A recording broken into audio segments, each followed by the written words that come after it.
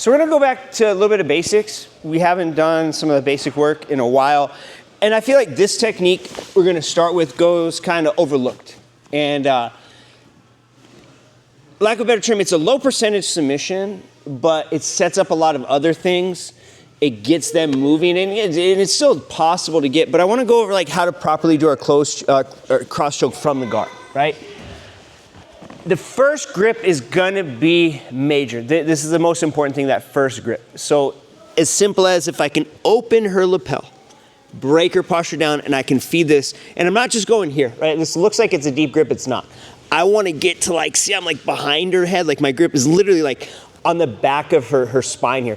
That's a good grip, and you see it's already starting to bother her. So that's the most important thing in the beginning, is just feeding that, breaking it down. And you see guys that are good at this, they take their time. Like Hodger, you see him taking his time feeding this bottom or top. It doesn't matter where he does this from. He's always taking his time with that first grip. The second grip, I'm gonna go over a couple different ways to finish. It's not too tricky. So again, here, I can use my knees, bringing my knees to my chest point, and just getting this as high as I can to see how like it's really like behind her head here. And it's uncomfortable, right? Mm-hmm. So the first grip we can do is just a quick one where we go over the top, and I just grab this material here, the material on her trap, right? I'm not even gonna grab the other lapel, I'm just gonna grab the material on the trap, bring her down, and we look to finish. That's gonna be kind of the quick way to do it. The other way we can do this, it's a little bit harder to get, but if you can get it super tight, I'm gonna grab under my arm, and I'm gonna work my hand inside the lapel on the other side. Again, it's a little bit tougher because sometimes you run into like kind of some friction. This one's quicker, sorry, I didn't mean to smack you. This one's quicker, right? It still works great, but it's not gonna be as tight. But if I can go underneath and get this hand inside, this is where it's gonna be really, really tight. The difference with this grip though, is I don't get to assist it, right? The first grip I get to assist, feeding like rope. The second grip, we don't get that luxury, okay? So I go underneath, inside, trying to go rush guard as deep as I can. I'm gonna bring her down and turn my palms up, sorry. But you feel the difference in that one? As I bring her down, turning my palms like this. This is super tight if you guys can get it this way. Now, strategy-wise, what I love about this choke is, like I said, it might be a little bit smaller percentage on the finishing, but it gets them to react. Things as simple as like, I feed this here, and she starts not liking it, she grabs that arm to defend, perfect. Now, I can start attacking on the arm. As simple as getting her to defend there, right? So that's one of the reasons I like this. One, it gets them to move. Two, it's an awesome move to use if you're stalling. So for instance, if like I'm winning the match and I don't want to open up, just by doing this here, even threatening this, I'm not stalling anymore, right? This technically, I'm attacking right here. And we can do my favorite stalling competitor, Brian Mitchell, not even met him, but Brian Mitchell was the master. He would go here and he'd make all these faces like he's really trying. He's not. He knew he was winning. He'd just sit here and sell it till the time ran out. So those are other reasons that I really like this option. And I just feel like this technique goes overlooked. We don't go over it very often, but it's something that I want you guys to know, and at least the details on how to break it down. So real quick, running through just the two options. So remember, first grip is number one. Opening, bringing her down, feeding this as deep as I can to where my hand is basically behind her head. So option one is a quick grip where we just grab right here, like on her trap, boom. Option two, that's gonna be the stronger grip. I go underneath, inside her lapel. We just don't have the other hand to assist. Bring her down, and then watch when I turn my palms up. Yeah, night and day. As when I'm here, boom. It's really, really tight there. Questions? Pretty good?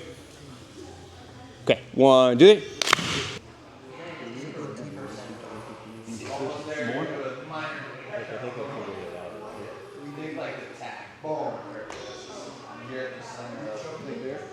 Yeah, he had to get around my chin. That's why I like this one. That one's good. So I go under. What is your opinion on this? This was like the original way that I was like shown. Yeah, well, that's not how I teach it. Yeah, that's not how I teach it. So it's here. Yeah. And your right hand's not deeper. See that deeper? Deeper. It can be both. Yes, deeper. Yeah, that's okay. Now go with the choke. This is basically pull down so much tighter than right now. So like even if you feel like you don't have as strong of like a grip, because like it feels like grab tight now. Grab tight. Does it feel worse though on your mat when you does that? Yeah. Don't pass out. There you go. Yeah. Probably 25 minutes to finish it. Revenge. You were choking dog. Do I have this right on my...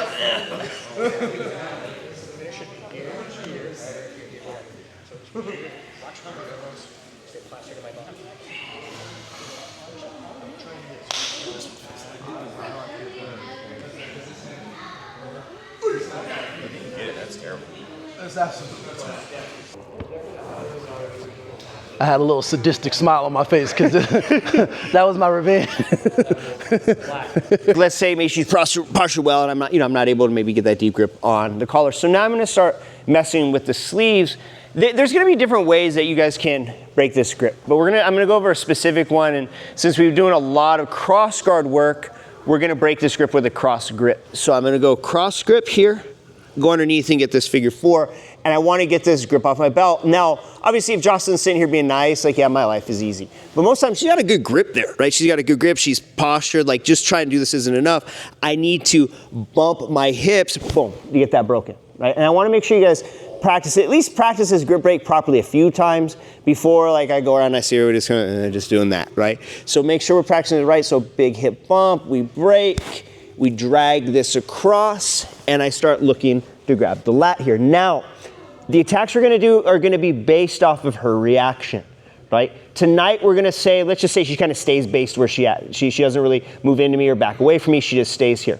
So once I get to this point, keep the sleeve. We don't want to let go of it just yet. Now, if I get good enough control, like if I do let go of the sleeve, I should be able to keep her arm here, but I don't want to take the risk of it being loose. She swims her arm out. I lose all the ground that I created. So again, cross grip, figure 4, bumping my hip, dragging, grabbing at the lat. So now I'm gonna start stepping on the hip. Sometimes use the mat too, as long as everything stays tight to it, right? I don't wanna see you guys like loose here. Yeah. So again, here, mat, I start scooting out. But once I get to the point where my chest is starting to cover her back, I can let go of this now because I'm gonna need my hand on the mat to work my way up, okay? So I'm gonna show 2 different things from here. First one is simple. If I can climb up, that hook slips in, we have both hooks, boom, we're on the back. Simple, right? That's the first option. The second option, I really like this, we can go to the beginning. So the second option is gonna be this.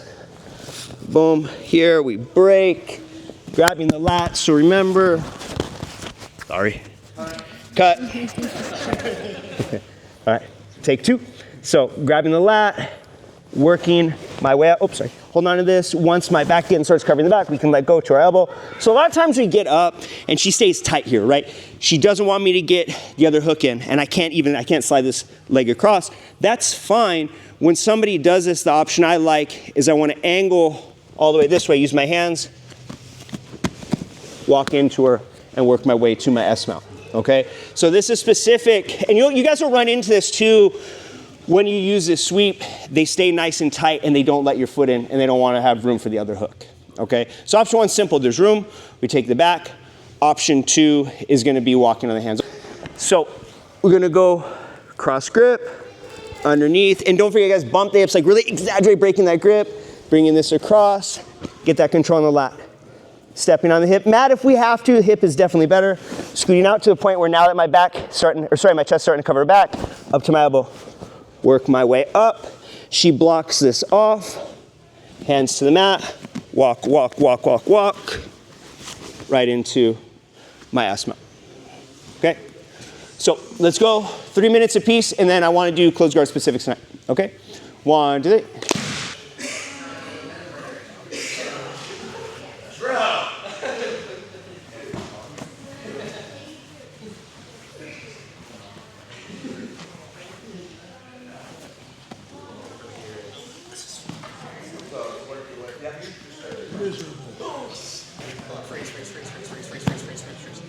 I want you to get, well, you're getting some change, but I want this right here, yes, I want this, like, in his drill sound, right? Now this arm comes out, you can post on it. Yes, exactly. Because you know this too. The second you get your arm dragged across your body like that, you're going to try and drag that shit back. He's going to do it too. He's obviously like a bigger partner right now, he's looking at you, right? But like, In real world, if you put your chest on his tricep, he's going to take it like that. And then you're going to, it's going to be,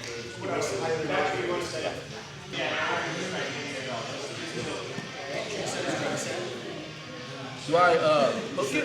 Stay for a second. Should I? now at this point, you can just go post. Once you've already turned the corner, you're probably good. Okay? But like in that initial stage with the drag, you gotta stay tight.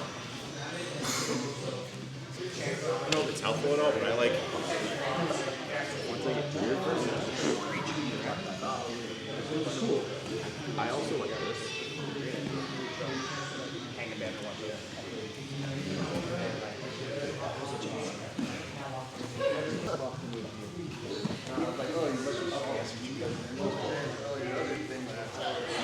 Feel like my shoulders down.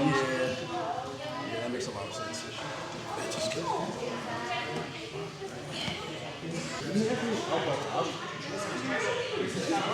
You know, that's a really good question. I don't think so, because it's not really solidified. It's not. You're kind of on the back, but kind of S-mounted. You're in between, so I think I have to get your elbow down. Yeah, now it's yeah. That's a really good question, though. That's really good.